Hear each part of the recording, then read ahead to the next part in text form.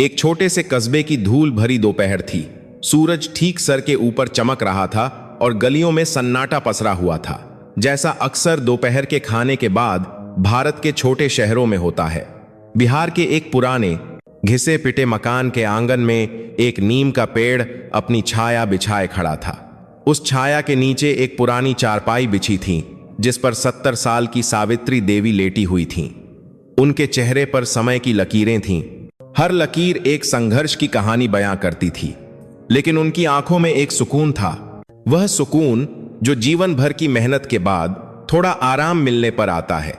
सावित्री देवी के पास ही जमीन पर चटाई बिछाए 13 साल का राजू बैठा था। राजू के हाथ में कोई खिलौना नहीं था, न ही कोई मोबाइल फोन। उसके हाथों में पुराने बेकार हो चुके ट्रांजिस्टर का एक सर्किट बोर्ड था। उसके पास एक छोटा सा पेचकस और कुछ टूटे फूटे तार पड़े थे। राजू उन बच्चों में से नहीं था जो गलियों में कंचे खेलते या पतंग उड़ाते। राजू की दुनिया इन मशीनों में बसती थी। लोग उसे पागल कहते थे कि कूड़े से घर भरता रहता है, लेकिन सावित्री देवी, जिन्हें राजू प्यार से दादी कहता था, जानती थीं कि उनका पोता साधारण नहीं है। राजू बेटा, अब छोड़ भी दे इस कबाड़ को, आ थोड़ा सो जा, दादी ने अपनी कमजोर आवाज में कहा। राजू ने सिर नहीं उठाया, बस मुस्कुराते हुए बोला, नहीं दादी, बस थोड़ा सा और। ये पुराना रेडियो फिर से बजने लगेगा, देख लेना, इसमें अभी भी जान बाकी है। दादी मुस्कुरा दी।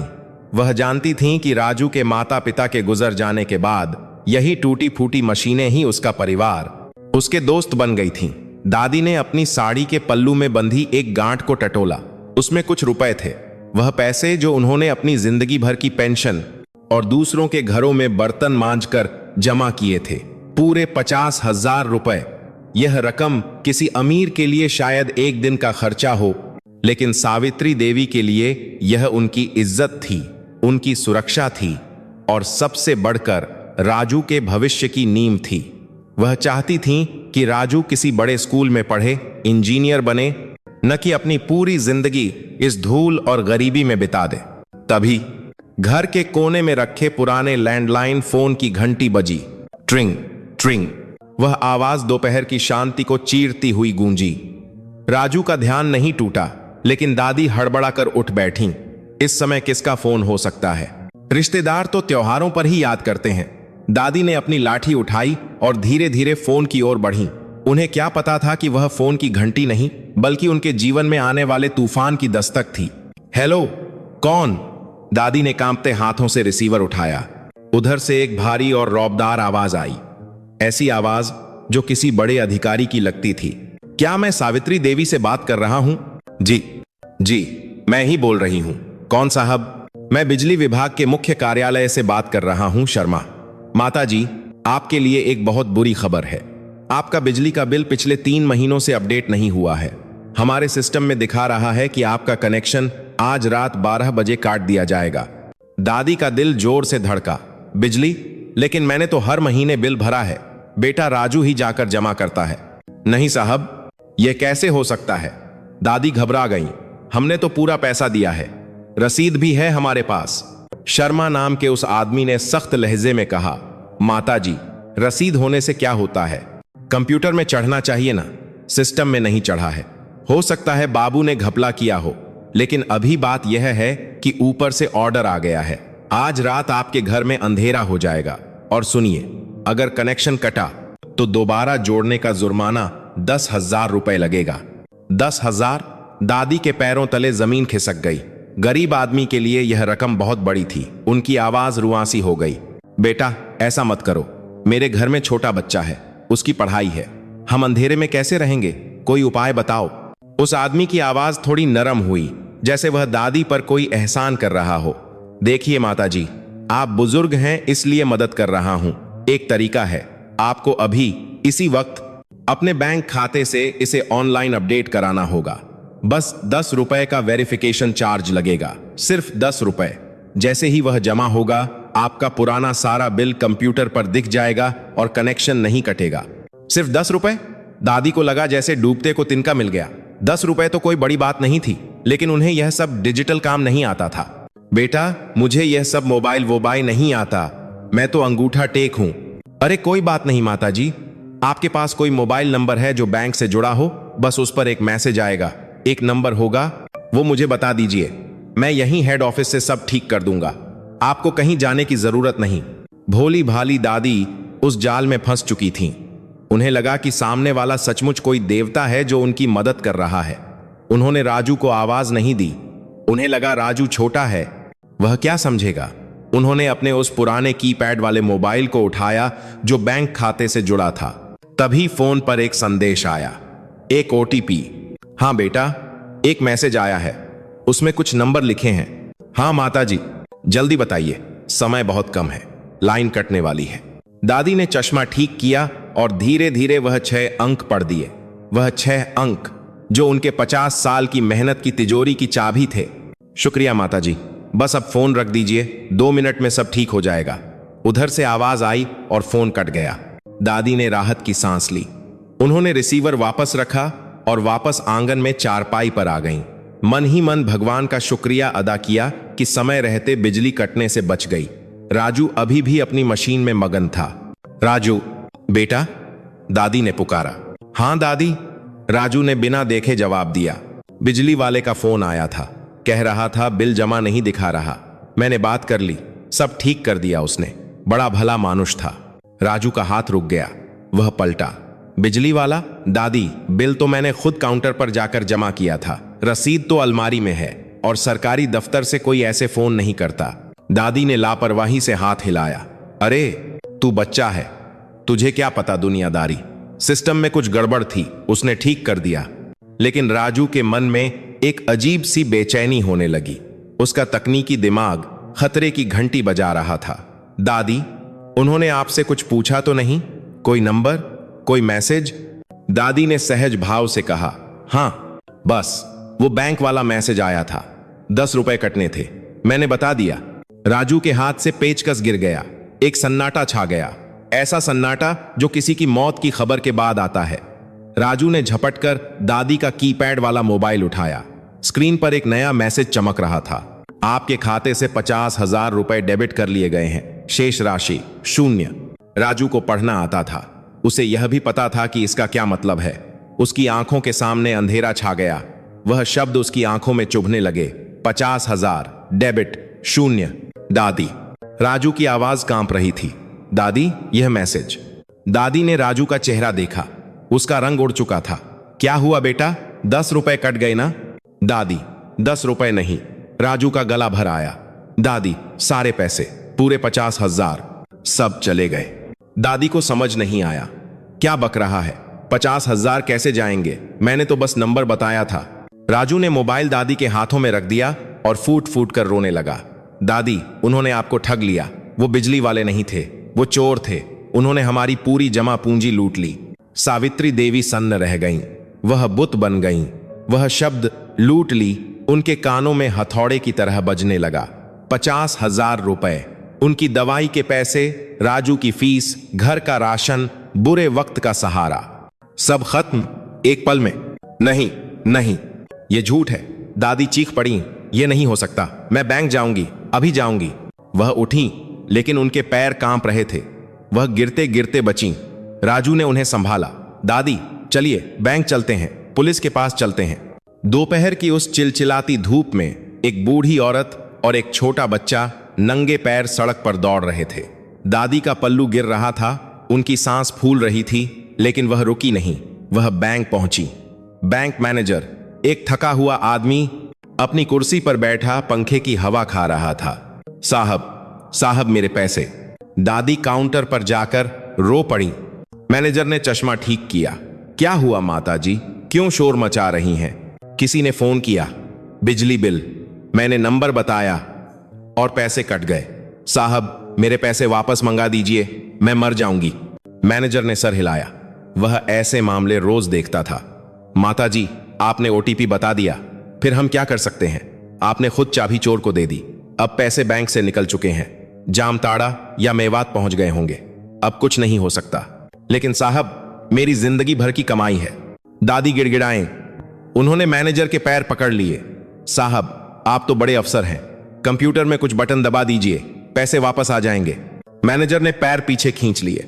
माताजी, ये जादू नहीं है, ये बैंकिंग है। जाइए पुलिस में रपट लिखवाइए, शायद वो कुछ कर सकें। राजू चुपचाप खड़ा सब देख रहा था। उसने देखा कि कैसे एक बड़े बैंक के बड़े अफसर के पास उनकी मदद के लिए 1 मिनट भी नहीं था। वह सिस्टम की बेरुखी देख रहा था। वहां से निकलकर वे पुलिस थाने गए। थानेदार अपनी मेज पर पैर रखे चाय पी रहा था। मक्खियां भिन-भिना रही थीं। साहब, लूट हो गई। दादी ने फिर वही कहानी सुनाई। थानेदार ने बिना देखे एक कागज आगे बढ़ा दिया। अर्जी लिखवा दो, देखेंगे। साहब, अभी पकड़िए ना उन्हें, नंबर है मेरे पास। दादी ने मोबाइल दिखाया। थानेदार हंसा, एक क्रूर हंसी। माताजी, यह नंबर फर्जी सिम का होता है। आज चल रहा है, कल बंद हो जाएगा।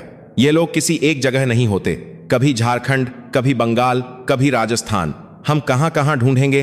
और 50,000 के लिए हम पूरी फोर्स तो नहीं लगा सकते ना। जाइए, घर जाइए। अगली बार ध्यान रखिएगा, किसी को नंबर मत दीजिएगा। बस इतना ही था।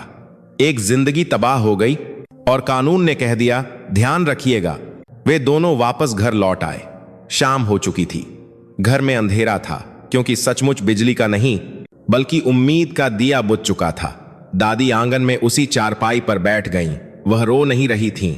उनकी आंखों का पानी सूख चुका था। वह बस शून्य में घूर रही थीं। वह सदमे में थीं। उन्हें लग रहा था कि उनकी मूर्खता ने उनके पोते का भविष्य बर्बाद कर दिया। राजू, मुझे माफ कर दे बेटा। दादी बुदबुदाई, मैंने तेरा सब कुछ गंवा दिया। मैं अनपढ़, गंगवार, मुझे मर जाना चाहिए था। राजू दूर कोने में बैठा था। उसके हाथ में वही पुराना सर्किट बोर्ड था, लेकिन अब उसकी आंखों में आंसू नहीं थे। उसकी आंखों में एक अजीब सी चमक थी, एक आग थी। उसने आज अपनी दादी का अपमान देखा था। उसने देखा था कि कैसे एक अदृश्य दुश्मन ने बिना चेहरा दिखाए उनकी खुशियां छीन ली। उसने देखा था कि कैसे सिस्टम ने हाथ खड़े कर दिए। उसने मुट्ठी भींची। वह पेचकस उसके हाथ में गड़ गया।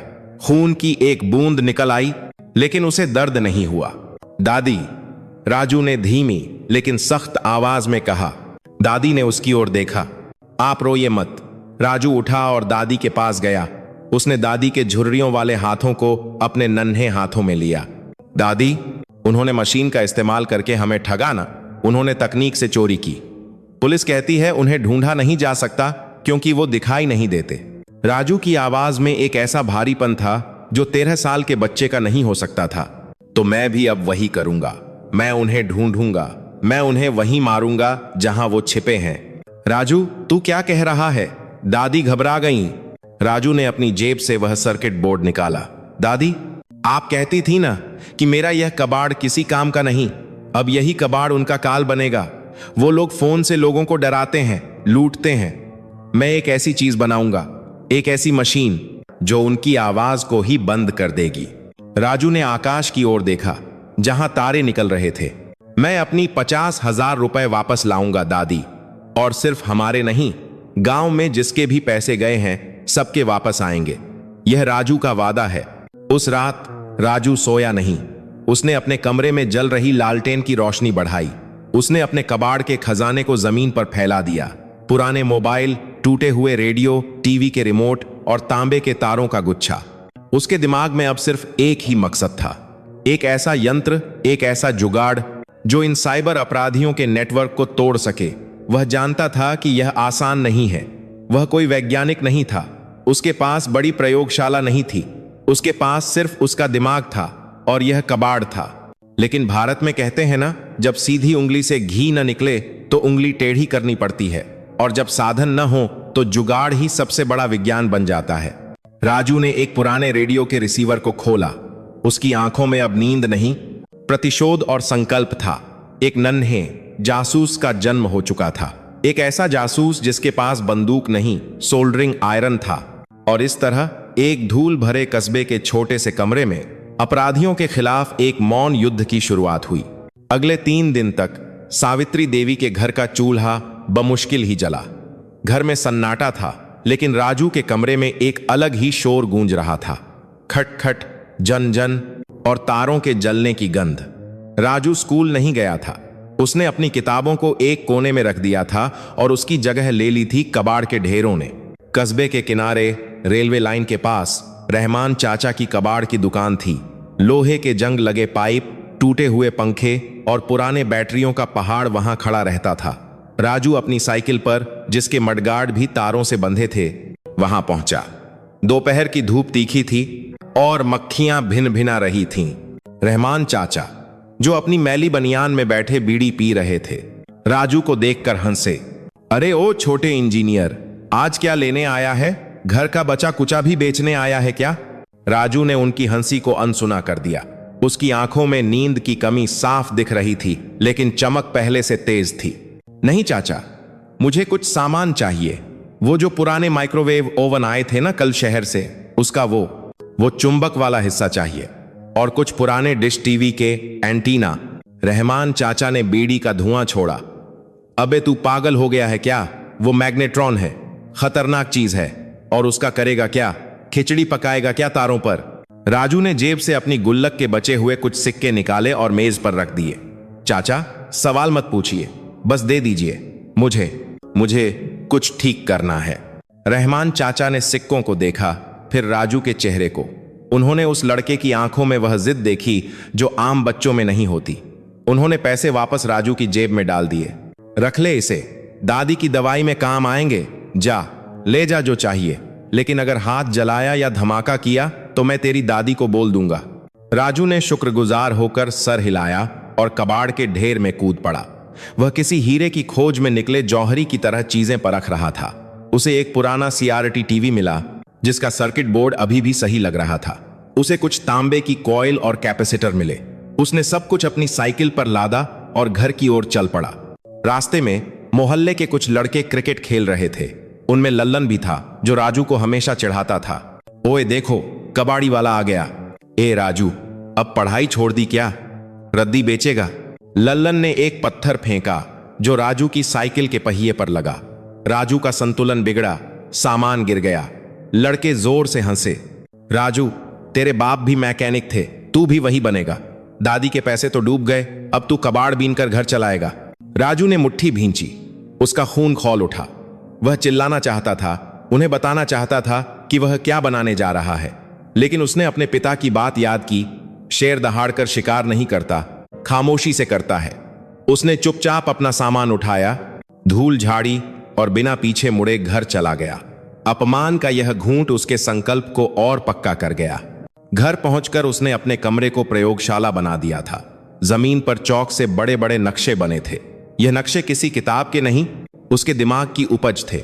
वह जानता था कि जामताड़ा के ठग VOIP, WIP और फर्जी सिम कार्ड का इस्तेमाल करते हैं। उन्हें पकड़ने के लिए उसे उनकी फ्रीक्वेंसी को पकड़ना होगा। उसे एक ऐसा यंत्र बनाना था जो आसपास के सक्रिय मोबाइल सिग्नलों को न केवल पकड़ सके, बल्कि उनकी दिशा भी बता सके, और अगर जरूरत पड़े तो उन्हें जाम कर सके। रात गहरी हो गई थी। दादी खांसती हुई उसके कमरे के दरवाजे पर आई। राजू, सो जा बेटा, आधी रात हो गई है, तूने खाना भी नहीं खाया। दादी, बस थोड़ा सा और। राजू एक सोल्डरिंग आयरन टांका लगाने वाला औजार हाथ में लिए बैठा था। धुआं उसकी आंखों में लग रहा था। बेटा, ये सब करके पैसे वापस नहीं आएंगे, पुलिस कुछ नहीं कर पाई, तू क्या करेगा? छोड़ दे ये जिद। दादी, ये जिद नहीं है। राजू ने मुड़कर देखा। उसका चेहरा कालिक से काला हो रहा था। पुलिस के पास सब कुछ है, बस नीयत नहीं है। मेरे पास नीयत है, आप देख लेना, मैं उन चोरों को ढूंढ निकालूंगा। दादी ने एक गहरी आह भरी और वहां से चली गईं। उन्हें डर था कि कहीं गरीबी और सदमे ने राजू के दिमाग पर असर तो नहीं कर दिया। राजू वापस अपने काम में लग गया। उसने पुराने रेडियो के रिसीवर को टीवी के एम्पलीफायर से जोड़ा। उसने माइक्रोवेव के हिस्सों का उपयोग करके एक शक्तिशाली सिग्नल बूस्टर बनाया। यह सब जुगाड़ था, विज्ञान के नियमों के साथ एक खतरनाक खेल। तभी अचानक धड़ाम, एक तेज आवाज हुई और चिंगारी निकली। राजू पीछे की ओर गिर पड़ा। कमरे में धुआं भर गया। एक कैपेसिटर फट गया था। सर्किट जलकर काला हो गया था। उसकी 3 दिन की मेहनत एक पल में राख हो गई। साथ है जलकर एक पल में कैपेसिटर। राजू खांसते हुए उठा। उसकी उंगलियां जल गई थीं, आंखों में आंसू आ गए। वह चिल्लाना चाहता था। उसने गुस्से में एक पेचकस दीवार पर दे मारा। नहीं, यह काम क्यों नहीं कर रहा? क्यों?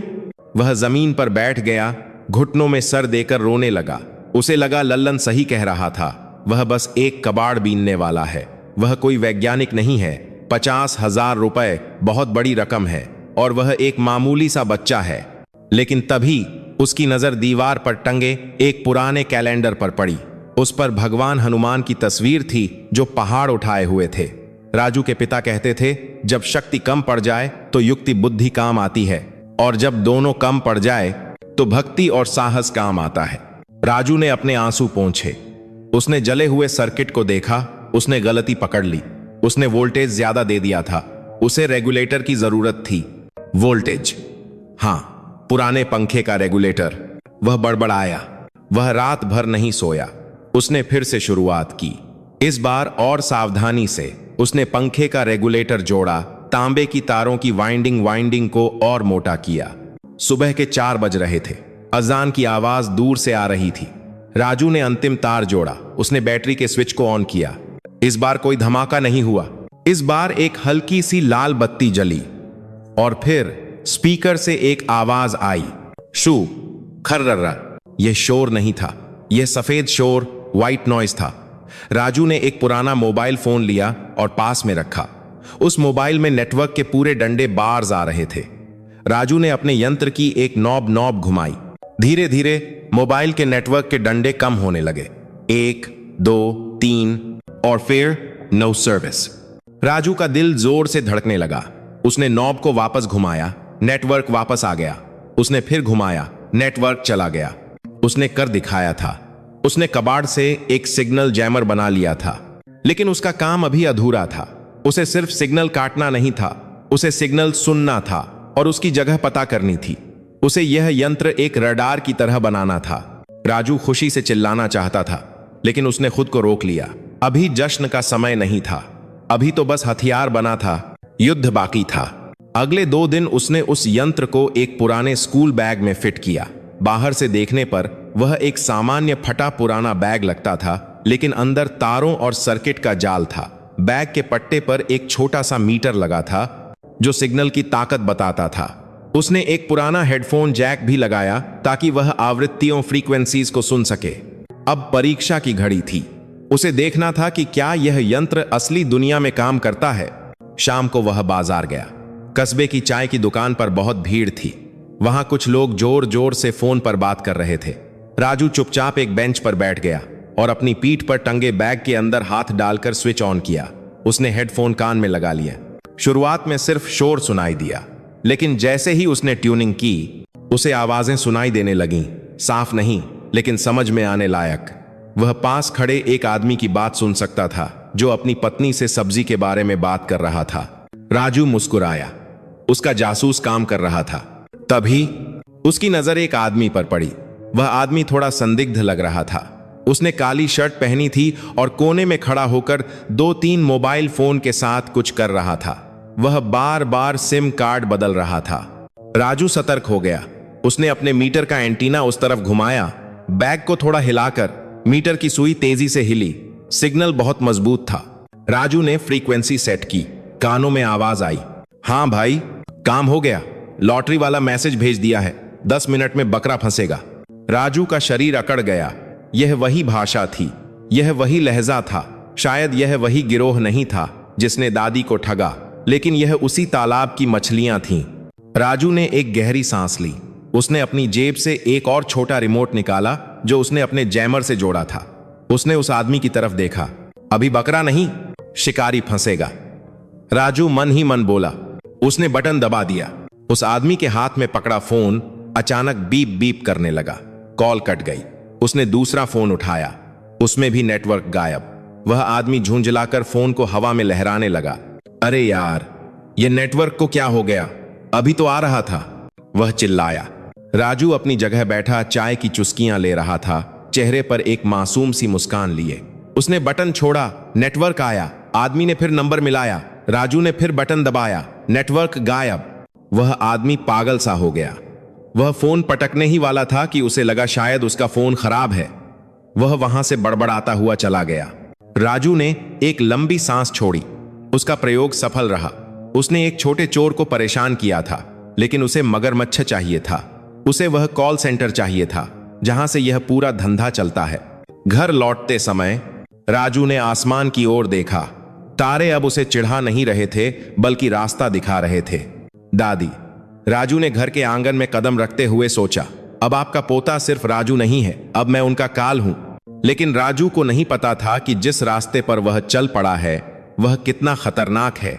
यह ठग सिर्फ चोर नहीं थे, यह एक संगठित माफिया था, और एक 13 साल का बच्चा उनके लिए मच्छर से ज्यादा कुछ नहीं था, या शायद एक ऐसा मच्छर जो हाथी को भी पागल कर सकता है।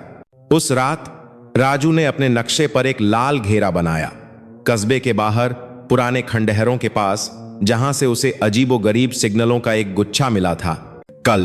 कल मैं वहां जाऊंगा, राजू ने अपनी डायरी में लिखा। यही वह गलती थी जो शायद उसे भारी पड़ने वाली थी। साहस और पागलपन के बीच एक महीन लकीर होती है, और राजू उस लकीर को पार करने वाला था। अगली सुबह सूरज निकलने से पहले ही राजू जाग गया था। उसने अपनी पुरानी रेंजर साइकिल के टायर में हवा भरी, साइकिल की चेन पर थोड़ा काला तेल लगाया ताकि वह चलते समय आवाज न करे। आज उसका स्कूल जाने का कोई इरादा नहीं था। आज वह एक ऐसे स्कूल जा रहा था जहां इम्तिहान कागज पर नहीं, हिम्मत का होता है। दादी अभी भी सो रही थी। राजू ने उनके सिरहाने एक चिट्ठी और बासी रोटी रख दी। उसने चिट्ठी में झूठ लिखा था, दादी, स्कूल में विज्ञान का प्रोजेक्ट है, देर हो जाएगी, चिंता मत करना। झूठ लिखना उसे पाप जैसा लगा, लेकिन यह झूठ एक बड़े सच को सामने लाने के लिए जरूरी था। उसने अपना जादुई बैग पीठ पर टांगा। बैग का वजन ज्यादा नहीं था, लेकिन जिम्मेदारी का बोझ बहुत भारी था। उसने साइकिल उठाई और घर से निकल पड़ा। रास्ता कच्चा और ऊबड़ खाबड़ था। कस्बा पीछे छूट गया था और अब दोनों तरफ गन्ने के खेत थे। धूल उड़ रही थी। राजू का लक्ष्य शहर से 10 किलोमीटर दूर नदी के किनारे बने पुराने ईंट भट्ठे के खंडहर थे। लोग कहते थे वहां भूत रहते हैं, शाम के बाद वहां कोई नहीं जाता था। लेकिन राजू जानता था कि वहां भूत नहीं, इंसान के रूप में राक्षस रहते हैं। जैसे जैसे वह खंडहर के करीब पहुंचा, उसके बैग में रखा मीटर हरकत करने लगा। सुई तेजी से हिल रही थी, लाल बत्ती जल बुझ रही थी। इसका मतलब साफ था, वहां बहुत सारे मोबाइल सिग्नल एक साथ काम कर रहे थे। एक सुनसान जगह पर इतने सिग्नल का मतलब सिर्फ एक ही था, वह सही जगह पर था। राजू ने साइकिल को एक झाड़ी के पीछे छिपा दिया। उसने उस पर सूखी पत्तियां डाल दी ताकि कोई देख न ले। अब आगे का रास्ता पैदल तय करना था। वह बिल्ली की तरह दबे पांव चला, सूखी टहनियों से बचता हुआ। सामने एक पुरानी टूटी हुई हवेली थी जिसकी छत गिर चुकी थी, लेकिन दीवारें अभी भी खड़ी थीं। खिड़कियों पर टाट के पर्दे लटके थे। अंदर से जनरेटर चलने की धीमी आवाज आ रही थी, धुक धुक धुक। राजू एक टूटी हुई दीवार के पीछे छिप गया। उसने एक दरार से अंदर झांका। अंदर का नजारा देखकर उसकी आंखें फटी की फटी रह गईं। उसने सोचा था कि शायद 2-4 चोर होंगे, लेकिन वहां तो पूरा बाजार सजा था। करीब 20-25 लड़के, जिनकी उम्र 18 से 25 साल के बीच होगी, जमीन पर कतार में बैठे थे। सबके सामने प्लास्टिक की कुर्सियों पर लैपटॉप रखे थे। लैपटॉप की तारें दीवारों पर लटक रही थीं, जैसे मकड़ी के जाले हों। और सबसे अजीब बात यह थी कि बिजली के बोर्ड नहीं थे, बल्कि कार और ट्रैक्टर की बड़ी बड़ी बैटरियों से तारों का जखीरा जुड़ा हुआ था। दीवारों पर बांस के डंडों के सहारे दर्जनों मोबाइल फोन लटके थे, जो एंटीना का काम कर रहे थे। यह एक पूरा कॉल सेंटर था जो कबाड़ और चोरी की तकनीक से चल रहा था। हर लड़का फोन पर बात कर रहा था। वहां एक अजीब सा शोर था, जैसे सब्जी मंडी में होता है, लेकिन यहां सब्जी नहीं, झूठ बेचा जा रहा था। राजू ने कान लगाकर सुना। एक लड़का जिसने पीली टी शर्ट पहनी थी भारी आवाज बनाकर बोल रहा था, नमस्कार, मैं SBI हेड ऑफिस से बोल रहा हूं, आपका ATM कार्ड ब्लॉक हो गया है। दूसरा लड़का जो कोने में बैठा पान चबा रहा था, वह मीठी आवाज में कह रहा था, बधाई हो सर, आपकी 25 लाख की लॉटरी लगी है, बस प्रोसेसिंग फीस जमा कर दीजिए। तीसरा लड़का धमका रहा था, लोन की किश्त नहीं भरी तो पुलिस घर आ जाएगी। राजू का खून खौलने लगा। ये वही आवाजें थीं, ये वही लोग थे जिन्होंने उसकी दादी को रुलाया था। ये लोग यहां बैठकर देश के किसी कोने में बैठे किसी गरीब, किसी बुजुर्ग, किसी बीमार को लूट रहे थे, और उन्हें कोई पछतावा नहीं था। वे हंस रहे थे। वे एक दूसरे को इशारा कर रहे थे कि मुर्गा फंस गया। कमरे के बीचों बीच एक मोटा आदमी बैठा था। उसने गले में सोने की मोटी चेन पहनी थी। वह शायद इनका सरदार था। सब उसे मामू कह रहे थे। वह नोटों की गड्डियां गिन रहा था और बीच बीच में चिल्लाता, ओए बंटी, उस बुढ़े से ओटीपी मिला कि नहीं? जल्दी कर वरना लाइन काट दूंगा। राजू को अपनी दादी का चेहरा याद आ गया। उस दिन बिजली बिल के नाम पर दादी कितनी डरी हुई थी। राजू की मुट्ठी इतनी जोर से भिंची कि उसके नाखून हथेली में गड़ गए। उसे डर लगना बंद हो गया था, अब सिर्फ गुस्सा था। उसने अपने बैग को आगे किया। उसके हाथ कांप रहे थे, डर से नहीं बल्कि रोमांच से। उसने अपने सिग्नल जैमर का पावर बटन दबाया। उसने रेगुलेटर को धीरे धीरे घुमाया। पावर 10%। अंदर कुछ हलचल नहीं हुई। उसने और बढ़ाया। पावर 50%। अंदर बैठे एक लड़के ने अपना हेडफोन ठीक किया। हेलो हेलो, आवाज कट रही है सर। राजू ने दांत पीसे। अभी तो पूरी आवाज कटेगी। उसने रेगुलेटर को पूरा घुमा दिया। पावर 100%। एक पल के लिए सन्नाटा छा गया और फिर अंदर हंगामा मच गया। सारे लैपटॉप की स्क्रीन पर कनेक्शन लॉस्ट आ गया। सारे मोबाइल फोनों से सिग्नल गायब हो गए। वाईफाई राउटर की बत्ती लाल हो गई। अरे भाई, यह क्या हुआ? एक लड़का चिल्लाया। नेटवर्क उड़ गया, पूरा का पूरा टॉवर बैठ गया क्या? दूसरा चीखा। अबे मेरा ग्राहक ओटीपी देने वाला था, कट गया। तीसरा ने अपना फोन जमीन पर पटक दिया। सरदार मामू अपनी कुर्सी से उछल पड़ा। जनरेटर देख, तार हिल गया होगा, सब चेक करो। बॉस, जनरेटर चल रहा है, बत्ती भी जल रही है, बस सिग्नल नहीं आ रहा, किसी भी सिम में नहीं आ रहा। राजू दीवार के पीछे छिपा यह सब देख रहा था। उसके दिल को एक अजीब सी ठंडक मिली। उसने उन राक्षसों को बेबस कर दिया था जिनके पास तकनीक का हथियार था। आज वे तकनीक से ही मात खा गए थे। वह एक अदृश्य शक्ति बनकर उन पर हमला कर रहा था। तभी राजू ने एक और बटन दबाया। यह उसने कल रात ही जोड़ा था, एक छोटा सा माइक्रोफोन और ट्रांसमीटर। उसने अपने जैमर के जरिए उनकी फ्रीक्वेंसी में अपनी आवाज भेजने की कोशिश की। अंदर रखे एक पुराने रेडियो पर जो वे गाने सुनने के लिए इस्तेमाल करते थे, अचानक खरखराहट हुई और फिर एक गूंजती हुई पतली लेकिन सख्त आवाज आई। चोरी का खेल खत्म। सन्नाटा, एकदम सन्नाटा। सबने रेडियो की तरफ देखा। कौन बोल रहा है? मामू चिल्लाया। उसने पिस्तौल निकाल ली जो उसने तकिए के नीचे छिपा रखी थी। रेडियो से फिर आवाज आई, राजू की आवाज। मैं वो हूं जिसका तुमने सब कुछ छीना। गरीबों के आंसू तुम्हें ले डूबेंगे। पुलिस आ रही है। यह राजू की चाल थी।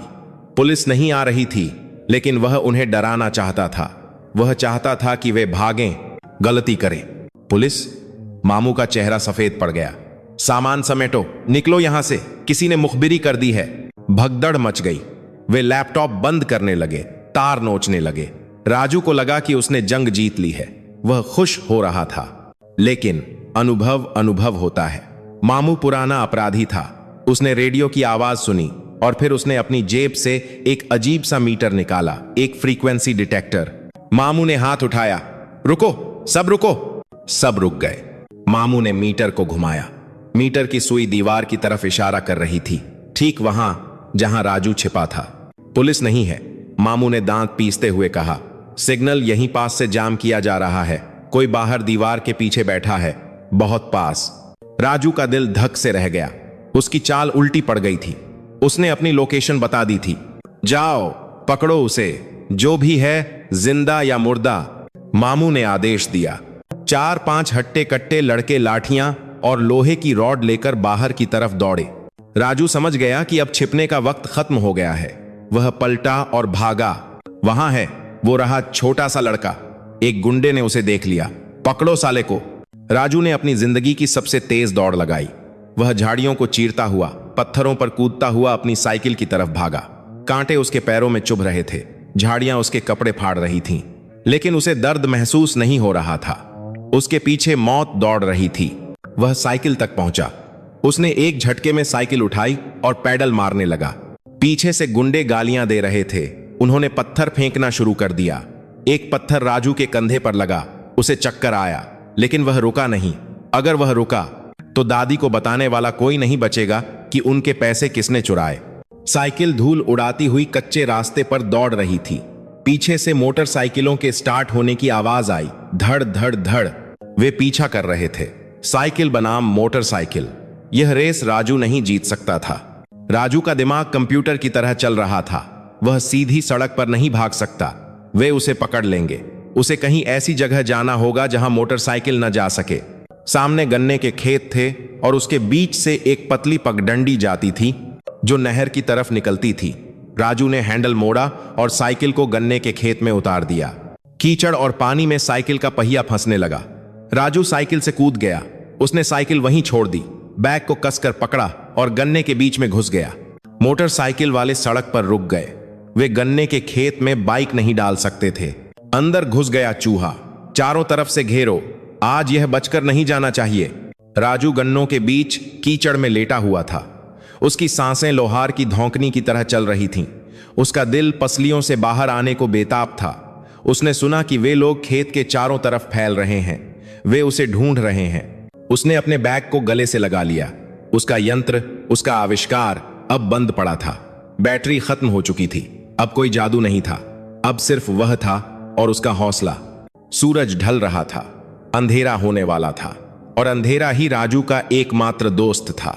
उसने मन ही मन भगवान को याद नहीं किया, उसने अपने पिता को याद किया। उसके पिता जो सेना में मैकेनिक थे और एक हादसे में शहीद हो गए थे। डरना मत राजू, उसे पिता की आवाज याद आई। दुश्मन जब बड़ा हो तो सामने से मत लड़ो, उसके दिमाग से लड़ो। राजू ने सोचा, मैं इन्हें हरा नहीं सकता, मैं इन्हें मार नहीं सकता, लेकिन मैं इन्हें ऐसी चोट दे सकता हूं जो ये कभी नहीं भूलेंगे। उसे याद आया कि खेत के दूसरी तरफ एक रेलवे लाइन है और रेलवे लाइन के पास एक पुराना सिग्नल टॉवर है, एक असली टॉवर। राजू के दिमाग में एक बहुत खतरनाक आइडिया आया। उसने अपनी जेब से एक छोटा तांबे का तार निकाला जो उसने अपने यंत्र के लिए रखा था। अगर मैं अपने छोटे से डिब्बे से इनका नेटवर्क उड़ा सकता हूं, राजू ने सोचा, तो अगर मैं अपने यंत्र को उस बड़े रेलवे टॉवर के एम्पलीफायर से जोड़ दूं तो क्या होगा? यह पागलपन था। रेलवे का करंट उसे भून सकता था, लेकिन अगर यह काम कर गया तो उसका सिग्नल सिर्फ 100 मीटर नहीं बल्कि 10 किलोमीटर तक जाएगा। वह पूरे शहर को अपनी आवाज सुना सकता है। वह पुलिस को, आर्मी को, सबको यहां बुला सकता है। उसने कीचड़ स्ने चेहरे को पोंछा। उसकी आंखों में अब डर नहीं था, उसकी आंखों में एक सर्जिकल स्ट्राइक की चमक थी। वह धीरे धीरे रेंगता हुआ गन्नों की आड़ लेकर रेलवे लाइन की तरफ बढ़ा। उसके पीछे गुंडे खेत को लाठियों से पीट रहे थे, उसे ढूंढ रहे थे। खेल अब शुरू हुआ था। रेलवे लाइन के किनारे अंधेरा गहरा हो चुका था। शाम ढल गई थी और रात के सन्नाटे में झिंगुरों की आवाज गूंज रही थी। सामने वह विशाल सिग्नल टॉवर खड़ा था, लोहे का एक काला कंकाल जो आसमान को छू रहा था।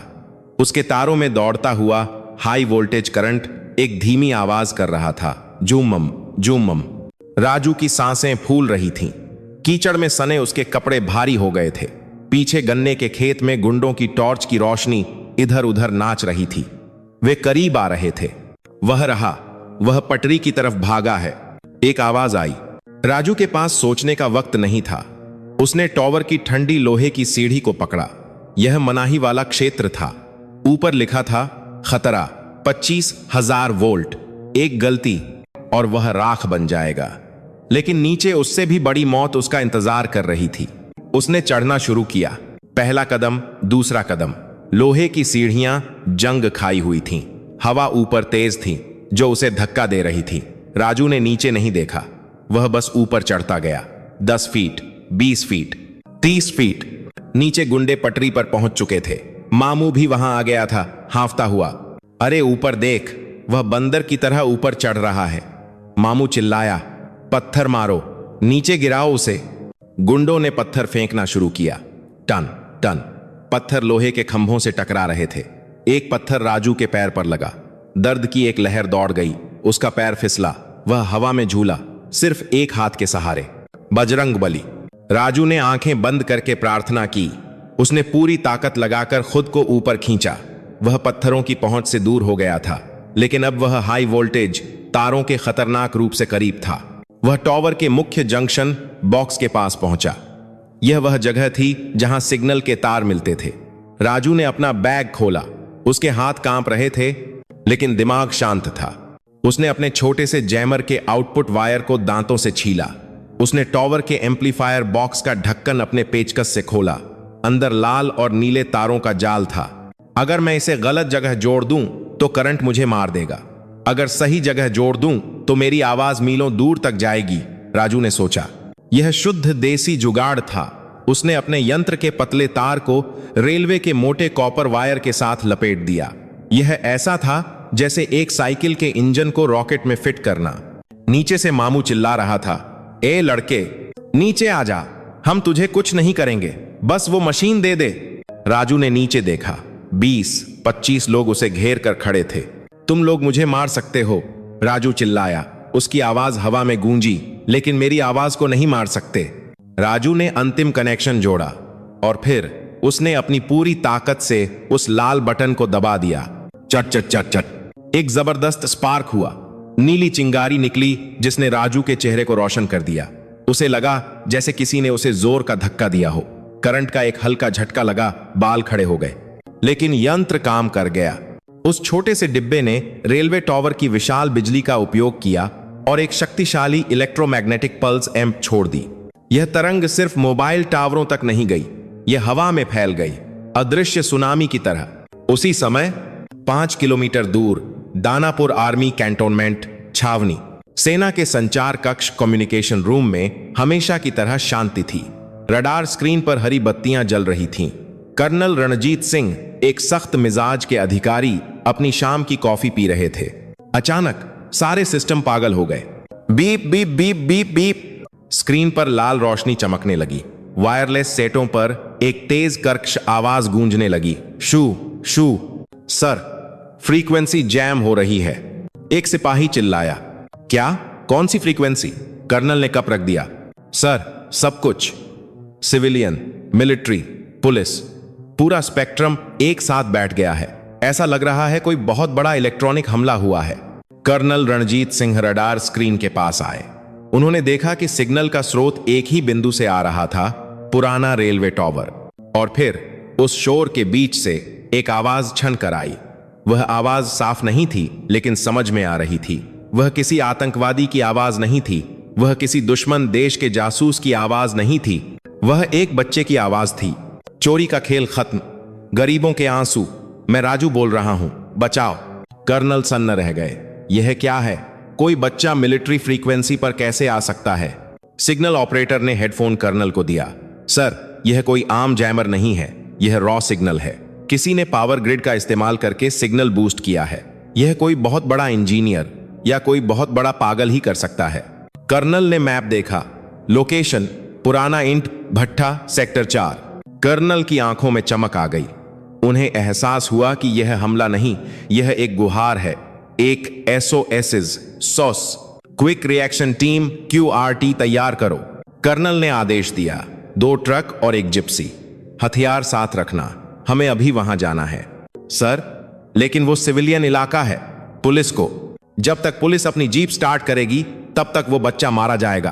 कर्नल ने अपनी बेल्ट कसी। मूव, यह नेशनल सिक्योरिटी का मामला है।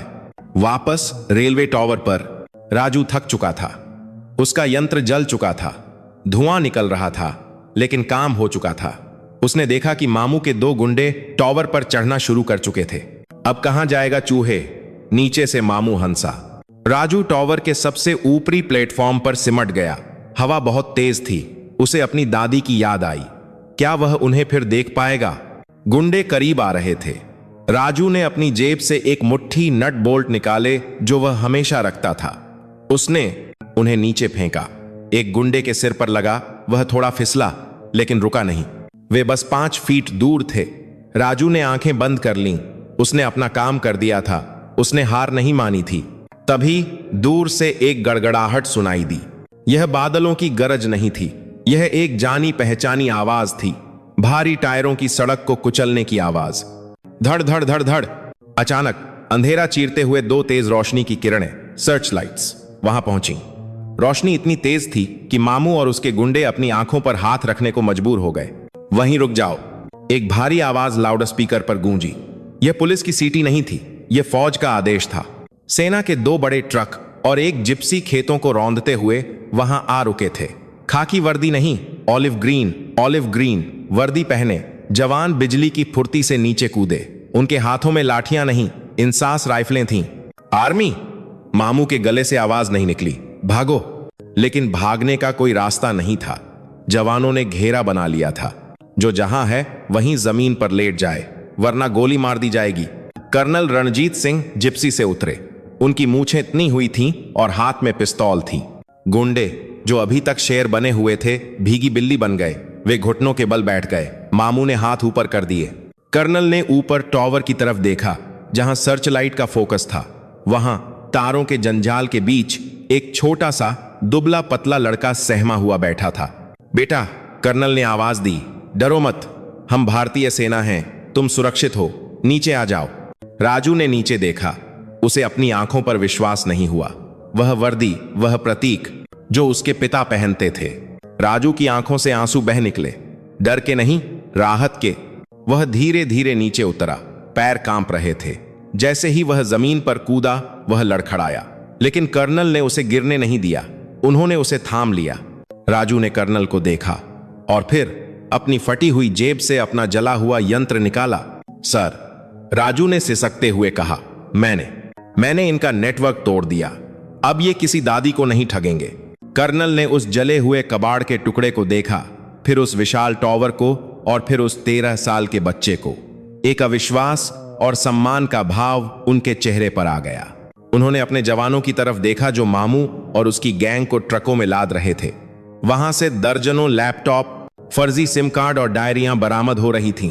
यह एक अंतर्राष्ट्रीय रैकेट था जिसका भंडाफोड़ एक बच्चे ने किया था। कर्नल घुटनों के बल बैठे ताकि वह राजू के कद के बराबर आ सकें। उन्होंने राजू के कंधे पर हाथ रखा। शाबाश जवान, कर्नल ने भारी आवाज में कहा, तुमने आज वो काम किया है जो पूरी बटालियन नहीं कर पाई। तुम फौज में नहीं हो, लेकिन तुम आज के सबसे बड़े सिपाही हो। राजू, जो अपमान, गरीबी और भूख से लड़ रहा था, आज एक हीरो की तरह खड़ा था। उसने अपने आंसू पोंछे और कर्नल को एक सधा हुआ सैल्यूट सैल्यूट किया। जय हिंद सर। कर्नल ने भी सैल्यूट किया। जय हिंद।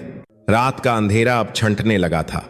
पूर्व दिशा में आसमान का रंग गहरा नीला हो गया था, जो सूर्योदय का संकेत था। लेकिन रेलवे लाइन के पास का वह मैदान अभी भी सेना के ट्रकों की हेडलाइट से जगमगा रहा था। पुलिस की कई गाड़ियां सायरन बजाती हुई वहां पहुंच चुकी थीं। जिस थानेदार ने दादी को थाने से भगा दिया था, वह अब वहां खड़ा था, सिर झुकाए, कर्नल के सामने पसीना पोंछ रहा था। राजू अभी भी कर्नल रणजीत सिंह की जिप्सी के बोनट पर बैठा था। एक सैनिक ने उसके कंधों पर कंबल डाल दिया था और उसे पीने के लिए गर्म पानी दिया था। उसका चेहरा कालिक से सना था, लेकिन उस कालिक के पीछे एक ऐसा तेज था जो वहां मौजूद किसी भी बड़े अधिकारी के चेहरे पर नहीं था। तभी भीड़ को छीड़ती हुई एक आवाज आई, एक ऐसी आवाज जिसमें दर्द और ममता दोनों थे। राजू, मेरा राजू कहां है? सावित्री देवी लाठी टेकती हुई गिरती पड़ती वहां आ रही थीं। गांव वालों ने उन्हें खबर दी थी कि राजू को पुलिस और फौज ने घेर लिया है। बेचारी बूढ़ी औरत को लगा कि राजू ने कोई अपराध कर दिया है। साहब, मेरे पोते को मत मारना, दादी चिल्लाई। वह नादान है, जो सजा देनी है मुझे दे दो, लेकिन उसे छोड़ दो। राजू ने दादी की आवाज सुनी। वह जिप्सी से कूद गया और उनकी तरफ दौड़ा। दादी, दादी ने राजू को गले से लगा लिया। वह फूट फूट कर रोने लगी। उन्होंने राजू का चेहरा टटोला, यह देखने लिए कि उसे कहीं चोट तो नहीं लगी। अरे पागल लड़के, तूने यह क्या किया? मैंने कहा था ना कि पैसे चले गए तो चले गए। तू अपनी जान जोखिम में क्यों डालता है? अगर तुझे कुछ हो जाता तो मैं क्या करती? राजू कुछ नहीं बोला, बस दादी के सीने से लगकर रोता रहा। आज वह वैज्ञानिक नहीं था, आज वह बस एक डरा हुआ बच्चा था जिसे अपनी दादी की गोद चाहिए थी। कर्नल रणजीत सिंह धीरे धीरे उनके पास आए। थानेदार और बाकी पुलिस वाले भी पीछे खड़े थे। दादी ने कर्नल की वर्दी देखी, वह डर गईं। उन्होंने हाथ जोड़ लिए। साहब, इसे माफ कर दीजिए, यह बच्चा है, इसने गुस्से में कुछ कर दिया होगा, इसे जेल मत ले जाइए। कर्नल मुस्कुराए, एक बहुत ही सौम्य मुस्कान। वह नीचे झुके और उन्होंने दादी के पैरों को छू लिया। वहां खड़ा हर शख्स हैरान रह गया। सेना का इतना बड़ा अफसर एक गरीब बूढ़ी औरत के पैर छू रहा था। माताजी, कर्नल ने कहा, आप माफी क्यों मांग रही हैं? आपको तो गर्व होना चाहिए, आपने एक शेर को पाला है। दादी अवाक रह गईं। शेर? जी हां। कर्नल ने राजू के सिर पर हाथ रखा। आज आपके इस छोटे से पोते ने वो काम किया है जो हमारी पूरी इंटेलिजेंस नहीं कर पाई। इसने अपनी जान पर खेलकर एक बहुत बड़े गिरोह को पकड़ा है। इसने सिर्फ आपके 50,000 नहीं बचाए, इसने देश के हजारों लोगों को लुटने से बचाया है। कर्नल ने थानेदार की तरफ सख्त नजरों से देखा। इंस्पेक्टर, जी सर। थानेदार कांप गया। मामू और उसके गैंग से अभी इसी वक्त सारा हिसाब निकालो और सबसे पहले माताजी के पैसे वापस करो। अगर 1 रुपया भी कम हुआ तो मैं तुम्हारी वर्दी उतरवा दूंगा। थानेदार तुरंत दौड़ा। उसने मामू की जेब से नोटों की गड्डियां बरामद की थीं। वह गिनकर 50,000 रुपए लाया और दादी के हाथों में रख दिए। माताजी, ये लीजिए आपके पैसे और मुझे माफ कर दीजिए, मैंने उस दिन आपकी रिपोर्ट नहीं लिखी थी, थानेदार ने शर्मिंदा होकर कहा। दादी ने उन नोटों को देखा, फिर राजू को देखा। उनकी आंखों में विश्वास नहीं हो रहा था। कल तक जो सिस्टम उन्हें दुत्कार रहा था, आज वही सिस्टम उनके सामने नतमस्तक था और यह सब उनके 13 साल के पोते की वजह से था। राजू, दादी ने कांपते हाथों से राजू का माथा चूमा। तूने तो सचमुच चमत्कार कर दिया बेटा। अगले कुछ दिनों में राजू की कहानी आग की तरह फैल गई। अखबारों के पहले पन्ने पर उसकी फोटो थी। बिहार का बाल वैज्ञानिक, साइबर ठगों का काल। टीवी चैनल वाले उसके छोटे से घर के बाहर लाइन लगाकर खड़े थे। जिस कबाड़ को लोग कचरा कहते थे, अब उसे देखने के लिए भीड़ उमड़ रही थी। बैंक के मैनेजर, जिन्होंने दादी को भगा दिया था, वे खुद फूलों का गुलदस्ता लेकर घर आए। राजू बेटा, तुम तो जीनियस हो, मैनेजर ने चापलूसी करते हुए कहा। हमारे बैंक की तरफ से तुम्हें इनाम मिलेगा। राजू आंगन में बैठा अपना पुराना रेडियो ठीक कर रहा था। उसने मैनेजर की तरफ देखा और सपाट लहजे में कहा, साहब, इनाम नहीं चाहिए।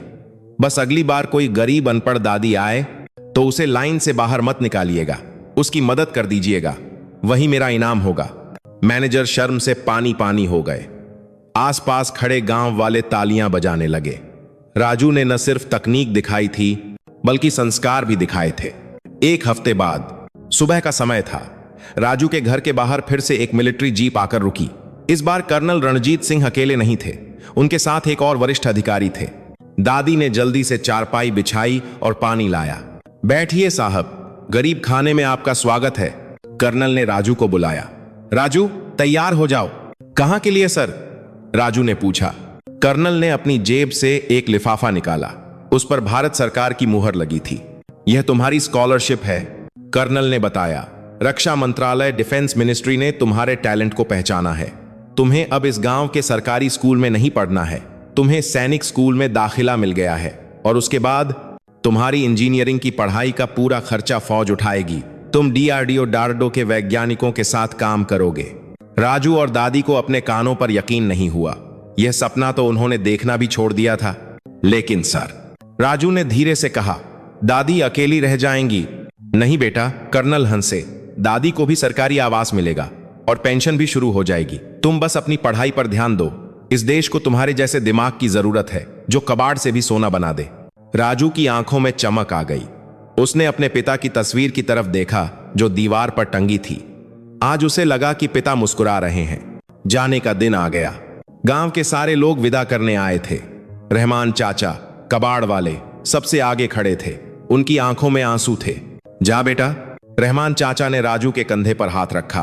तूने साबित कर दिया कि हीरा कोयले की खान में ही मिलता है। अब बड़े जहाज बनाना, लेकिन इस बूढ़े को मत भूलना। राजू ने दादी के पैर छुए। दादी ने उसे दही चीनी खिलाई। जा मेरा लाल, देश की सेवा करना और याद रखना, कभी अपनी विद्या का गलत इस्तेमाल मत करना। वचन देता हूं दादी, राजू ने कहा। राजू जीप में बैठा। जीप धूल उड़ाती हुई चल पड़ी। उसने पीछे मुड़कर देखा। उसका छोटा सा घर, वह नीम का पेड़ और वह कबाड़ का ढेर जिसने उसे सब कुछ सिखाया था, सब पीछे छूट रहे थे। लेकिन राजू की नजरें अब पीछे नहीं, आगे थीं, एक नए क्षितिज की ओर। जैसे ही जीप मुख्य सड़क पर चढ़ी, राजू ने आसमान की ओर देखा। एक हवाई जहाज बादलों को चीरता हुआ जा रहा था। एक दिन राजू ने मन ही मन सोचा, मैं भारत के लिए ऐसा रडार बनाऊंगा कि कोई दुश्मन हमारी तरफ देख भी न सके। यह राजू का वादा है। स्क्रीन धीरे धीरे काली होती है और पीछे एक प्रेरणादायक संगीत बजता है। परिस्थितियां इंसान को तोड़ सकती हैं या उसे इतना मजबूत बना सकती हैं कि वह दुनिया को बदल दे। राजू की कहानी हमें सिखाती है कि जुगाड़ सिर्फ काम चलाऊ तरीका नहीं है, यह भारत की रगों में दौड़ता वो विज्ञान है जो अभाव में भी प्रभाव पैदा करता है। अगर इरादे नेक हों और हौसला बुलंद हो तो एक छोटा सा बच्चा भी बड़े से बड़े साम्राज्य को हिला सकता है।